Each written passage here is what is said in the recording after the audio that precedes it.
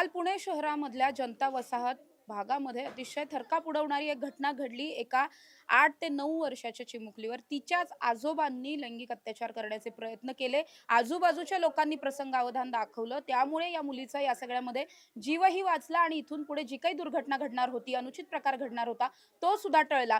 या मुलीच्या मदतीसाठी जे लोक जमलेले होते ते या सगळ्या गल्लीमध्ये राहणारे सगळेच लोक माझ्या बरोबर आहेत। इथल्या सगळ्या महिलांशी बोलणार आहोत, नेमकं काय घडलेलं होतं, त्यांची मागणी काय आहे, हे सगळं जाणून घेणार आहोत। सध्या काय रात्री नेमकं घडलेलं होतं, किती वाजता घडलं आणि तुम्हा सगळ्यांना कसं कळलं? 8 वाजता घडलं हे सगळं आणि आमच्या शेजारच्या बायकांनी पाहिलं ते मुलगी चिरकत होती ना, तेव्हा शेजारच्याने पाहिलं आणि दरवाजा तोडून त्याला बाहेर, म्हणजे त्याला पहिलं मारलं होतं त्यांनी आतमध्ये, तर त्यानं मारायचं नाटक केलं होतं। मारायचं नाटक केल्यावर सगळी बाहेर पडली ना, घराच्या पोलिसांना फोन केला होता, तर त्यावेळेस त्यानं परत उठून आतमधून कडी लावून घेतली, कडी लावली ना, आतमध्ये हसत होता तो। परत डिपार्टमेंट आल्याच्या नंतर अख्खी गल्ली जागी झाली, म्हणजे त्याला बाहेर काढलं ना, त्या गर्दीच्या बाहेर काढलं। त्याच्यानंतर ना मुलीला पण नेलं ना दवाखान्यामध्ये वगैरे, तिला तिच्या आईला घेऊन गेली होती। रात्रीच्या नाही म्हटलं तर 2 वाजेपर्यंत हा चालत होतं, म्हणजे भरपूर मोठा मोर्चा चालू होता हा। तर रात्री पण त्यांना सांगितलं होतं की आरोपीला आमच्या ताब्यामध्ये द्या, आम्ही आमच्या ह्यानं त्याला काय आहे ती सजा देऊ। ओळखीचा आहे का हा माणूस तुमच्या सगळ्यांच्या इथे? आता आमच्या तरी तर सगळ्यांच्या ओळखीचा नाहीये, का तर ते भाड्यानं कधी राहतो इथं ते माहित नाही आम्हाला। नक्कीच, आता अतिशय गंभीर हा सगळा प्रकार आहे। काल पण बराचसा उद्रेक इथल्या सगळ्या नागरिकांचा पाहायला मिळाला, आजही आक्रोशाचंच वातावरण आहे। काय मागणी करताय तुम्ही? आमची एकच मागणी आहे, न्याय तर पाहिजेच। आज तुम्ही बघताय नसरापूरला हे प्रकरण झालं, लगेच दुसरं झालं, अजून किती मुलींवर अत्याचार होणार आहे आणि काय करतंय सरकार? हे थांबलं पाहिजे आणि हे थांबलं पाहिजे ना। गृहमंत्र्यांनी थोडी तरी लाज बाळगावी, थोडी का आहे ना। आज अजून किती पोरी व्हायचे बाकी आहेत, अजून किती पोरी झालाय का, होतोय का, हे होईपर्यंत अजून नसरापुरामधला काही त्यांनी विषय निर्णय घेतलेला नाही, कोणत्या गोष्टीचा न्याय दिलेला नाही। तर आता ह्या मुलीचं काय, सर्वसामान्य गोरगरीब गल्ली बोळात राहणारी मुलगी, त्या मुलीचं काय, तुम्ही काय करणार आहे, कोणत्या गोष्टीचा न्याय देणार आहे? तो न्याय आम्हाला सांगा त्या गोष्टीचा, की बाबा हा तिच्या बापाला थोडा दिलासा द्या, तिच्या वडिलांना 2 दिवस झाला हा कालपासूनचा प्रकार चाललेला आहे, तो प्रकरण काहीच तिच्या वडिलांना माहिती नसल्यामुळं तिच्या वडिलांना पण धक्का बसलेला आहे या गोष्टीचा। तर तुम्ही न्याय द्या बस, आम्हाला सरकारला पण हीच मागणी आहे। गृहमंत्री लग्नाला जातात पण गृहमंत्री झालेल्या लोकांच्या घरी जात नाही। काय कसा न्याय मागायचा गृहमंत्र्यांकडे?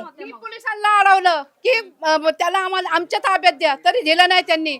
आम्हाला चकमा मागून त्या पोरांनी पळून नेलं त्या पोलिसांनी, आणि तिघा गाडीवर बसून त्याला पळून नेलं। तुम्ही सगळ्यात पहिल्यांदा ही घटना मी पाहिले, हो मी घटना पाहिली, म्हणजे घटना पाहिलेली ती दुसरी बाई आहे।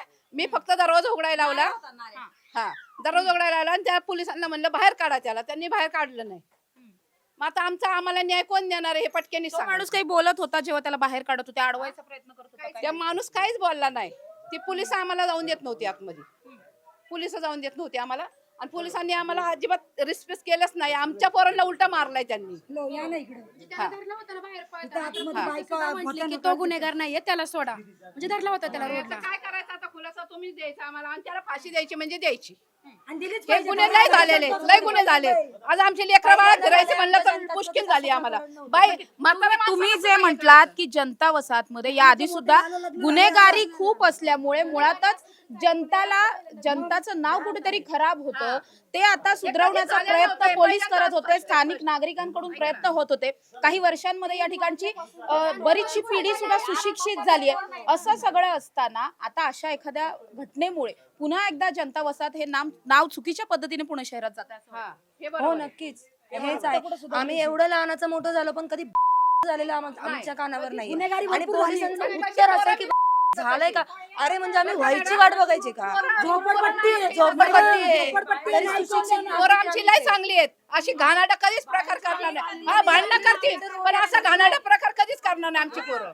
आमची पोरं लय चांगली आहेत। 2 मिनिटं पोलिस काय बोलली? झोपडपट्टी आहे, ह्यांना न्याय कोण देणार? आम्ही झोपडपट्टी आहे म्हणल्यावर काय आम्ही किडे मुंगे आहेत का? आम्ही माणसं नाहीत का? आमच्या हातावरची पोट आहेत, आम्ही कष्ट करून खातो, प्रामाणिकप्रमाणे राहतो। आज आमची एकही पोरं घाणेरडी वागत नाही। आज आमच्या घाणेरडी वागत नाही। किंवा मग ती बाहेर लोकं आलेला इथली फडका तिथली नाही. वापरला. काचाच्या घरामध्ये तुम्ही राहता, आमची मुलं बाळा गल्ली बोळामध्ये राहतात. कुरकुरे बॉबी तुकडे काय आणायला इकडे तिकडे गल्ली बोळात पडणारी पोर आहेत. मग ती मुलं कशी राहणार? तुम्ही जसं काचाच्या घरामध्ये ठेवता ना सगळं खायला लेकरा बाळांना आणि सुख सुविधा देता ना, तसं आमच्या लेकरा बाळांना सुख सुविधा नाही. गोरगरीब आहे आम्ही, पोट पाणी हातापोटावरती आहे. त्यामुळे काही विषय नाही ह्या गोष्टीचा. त्या आरोपीला आमच्या हातात एकतर द्या, एकतर काय निर्णय जागेवरती सांगा, नाही तर ह्याच्या पुढे खुनकर आंदोलन होणार आहे. हा विचार पण कोणी ही करू शकत पहिली नाही. घटना घडली जनता वसाहतमध्ये, ती शेवटचीच घडली पाहिजे. परत ही घटना घडलीच नाही पाहिजे. कोणाची हिंमत नाही. फाशी दिली पाहिजे का नाही? फाशी दिली पाहिजे का नाही? फाशी दिली पाहिजे.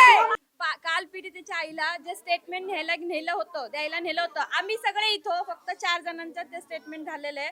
काय स्टेटमेंट झालेलं आहे आम्हाला अजूनपर्यंत काही कळलेलं सांगितलं नाही, नाही. फक्त मोबाईलवर फोटो दाखवला, आरोपीच्या हातामध्ये बेड्या दाखवल्यात, एवढंच दाखवलं. आम्ही पाण्यात आणि बसवलंय आम्ही त्याला, रात्री ह्याच्यात 3 कुठं वाजेपर्यंत इथं रोडवरती होतो. अजूनपर्यंत आम्हाला ह्याच्यामध्ये काही सुद्धा समजलेलं ए, इकडे नाहीये. बस या. आणि आणि आता असं सांगतात आहे की त्या मुलीवर 9 वर्षाच्या मुलीवर काही एक झालेलं नाहीये. आता ह्या बायकांकडे सगळ्यांकडे व्हिडिओ आहे. ही लहान लहान मुलं, हे बघा, ही लहान लहान मुलं सांगतात ते, म्हणजे ह्या छोट्या मुलांच्या डोक्यावर काय परिणाम होतोय. 4 दिवसातलं दुसरं प्रकरण आहे. सरकार करतंय काय? 4 दिवसातलं दुसरं प्रकरण आहे. जे काय असेल तुमच्याच्याने होत असेल तर करा, नाही तर मग आरोपींना आमच्या ताब्यात द्या. आम्हाला जे काय करायचं ते आम्ही करू. आम्ही पुन्हा आंदोलन करायला सक्षम आहे. आमचे 4 दिवस गेले ना कामाचे, तरी आम्ही आंदोलन करणार. राज्यात सध्या अनेक ठिकाणी अशा पद्धतीची प्रकरणं घडतायत. केस फास्ट ट्रॅक वर घेतली जाते, मात्र पुढे लवकरात लवकर आरोपीला शिक्षेपर्यंत पोहोचवलं जात नाही. कोर्ट कचेरीमध्ये खूप वेळ जातो. आणि आरोपीला शिक्षा लवकर होत नाही. काय मागणी करणार आहात तुम्ही सगळ्या प्रकरणांमध्ये? फाशीची शिक्षा झाली पाहिजे. सगळ्याच प्रकारावर सरकारचं करायचंय काय? सरकारला म्हणा राजीनामा द्या. आम्हाला छत्रपती शासन नाही, छत्रपती शासन पाहिजे. त्याचा चौरंग झालं पाहिजे. पर्वती गावापासून निलय पासून स्वारगेट चौकात आम्ही बंदी घातली, तरी कोणी काही ऍक्शन दिलेली नाहीये. कोणत्या गोष्टीचा प्रकार आम्ही आंदोलन केलं ना, तर आमच्या मुलांवरती ते लाठीचार्ज केली पोलिसांनी. लाठीचार्ज पण केला आणि पोलिसांनी. तिथून आम्हाला हाकलण्यात आलं होतं. आणि आमच्याकडे व्हिडिओ पण आहे. आम्ही छत्रपती शासन पाहिजे. आम्ही 2 तासात म्हणले, आम्ही 2 तास तुम्हाला निरोप देतो. 2 तासात, 2 नाही 3 वाजेपर्यंत आम्ही होतो. इथून पुढे काय करणार आहात? इथून पुढे काय करणार? फाशी पाहिजे. त्याला फाशी तर द्या. त्याला फाशी तरी द्या, नाही तर आमच्या ताब्यात द्या. नाही तर छत्रपती शासन चौरंग एकाचा तरी चौरंग करा. एकाचा करा, एकाचा चौरंग केला ना तरी जनता सुधरत. हा. आता आम्हाला प्रशासनावर विश्वास नाही, आम्हाला सरकारवर विश्वास नाही. पाया पडतो आम्ही सरकारच्या, त्याचा एकाचा तरी चौरंग करा. एवढ्या दिवस जनता वसती, कोयता, गुन्हेगार, व्यसन ह्याच्यामध्ये आहे. आता हा बलात्कार झाला, आम्ही महिला सुरक्षित नाहीये. रात्री 8 वाजता सुद्धा आम्हाला घराच्या बाहेर निघता येत. माझ्या बरोबर जनता वसाहतीमधले हे सगळे नागरिक होते. प्रचंड आक्रोश आहे. ही मुलगी आमचीच मुलगी आहे, जनता वसाहतीची मुलगी आहे.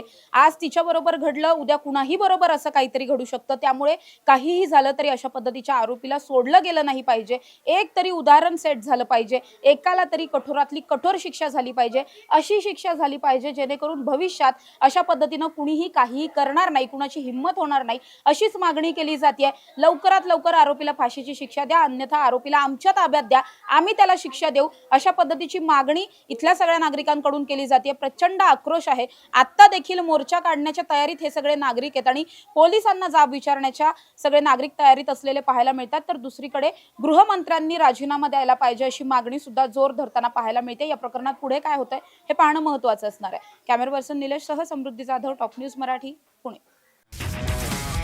तुमची car, electric panel, data server आगीपासून सुरक्षित आहे का?